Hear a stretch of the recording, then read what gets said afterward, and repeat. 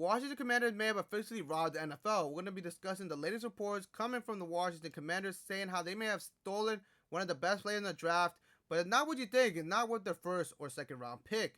I'm your host, Azael Mejia, with Commander Digest, reporting everything Washington Commanders, offseason, regular season, everything in between. So make sure you run it up, subscribe right here so you're caught up to date all Washington Commanders.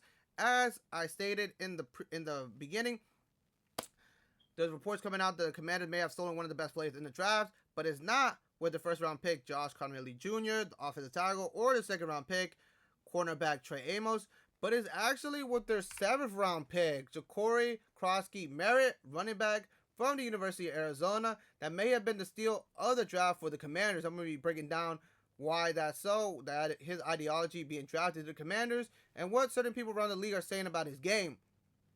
As the report is saying, it may have been a steal for the Commanders to get him that low. His draft, he was projected to go way higher, but due to eligibility issues, he didn't play his full year his last season of college. He only played one game with the University of Arizona, but even in that one game, he played amazing. 13 rushes, 106 yards, 1 touchdown, and if you calculate the numbers, he averaged 8.2 yards per carry. So, as we said on the channel, we go off of quotes in this channel. That's certified bucket. What I mean is that every time he touches the ball, that's almost a first down right then and there. He knows what he's doing. He has a lot of experience when it comes to playing running back. He played 5 years in college. Great experience. But as I said, due to eligibility issues that he faced, there was a lot of questions surrounding his redshirt status during his time at Alabama State in 2019, which made him ineligible to play in the 2024 season with the University of Arizona. I'm sorry, that's a lot to say. But during his time at Alabama State in 2019, there were some issues regarding his redshirt status. Transferred over to the University of Mexico, and he actually graduated from the University of Mexico, but ironically, he wanted to improve his stock within the draft, and he transferred to the University of Arizona, which did the complete opposite and hurt his chances. But he still had the ideology of going to Arizona, playing with tougher competition, playing with tougher teams. That's what he wanted to do originally, but that didn't go his way. But even with his last full year being 2023 with the University of New Mexico, he garnered 1,190 yards and 17 touchdowns. And the current reports come in, his attitude and behavior after being drafted, after the dust settled, is that he feels he has a big chip on his shoulder to prove everybody wrong after how he was treated by the NCAA during this whole eligibility issue. He's ready to work. He's ready to grind. He's eager to prove himself within the league and rise among the running back rotation. As I stated in previous videos, the running back room, believe it or not, is pretty stacked for the Commanders. Including Jacory, they have 5 running backs in their roster. That includes Brian Robinson Jr., Austin Eckler, Jeremy McNichols, Chris Rodriguez Jr. All these guys have experience within the league, but also with the Commanders. They all have experience within the Commander system. Cliff Kingsbury, the offensive coordinator of the Washington Commanders, they have all experience. So it's safe to bet that Jacory is going to be at the bottom, with no experience, coming fresh out of college. But what's something that's in favor of Jacory as of right now, as of this recording right now, all 4 running backs that I stated that are with the Commanders right now are on their final year of their contract. None of them, as I said, as of recording this video, none of them have been renewed, none of them have been re-signed. They're all on the final year of their contract. So if Jacory, if it goes his way, there could be a good chance he gets a lot of touches. Maybe not next season, but next season. 2 years from now, he could receive a lot of touches, because what is the likelihood they re-sign all 4 of these running backs to contracts is very unlikely. And then you add Jacory to the mix. Depending how he play, how his behavior, how he molds, how he develops within the system of Cliff Kingsbury, going to determine where these other running backs go. But as I stated, there's being reports that he's very eager to play, he's ready to grind, he's ready to learn, he's ready to prove himself within the league. But we're also going to be looking at what personnel are saying about him when it comes to his game. Field Yates from ESPN, this is what he had to say about Jacory, saying he's a very intriguing combination of size, speed, and overall footwork. He's a multiple player for the Commanders to develop. We're going to break down this quote. Obviously, with the first part, we've seen it with previous reports about other players. Commanders are always looking for that size and speed combination. That works great. Jacory, 5'11", 208 pounds as a running back. But the second part of this quote is very interesting. He's a multiple player for the Commanders to develop. As I stated, there's four running backs ahead of him.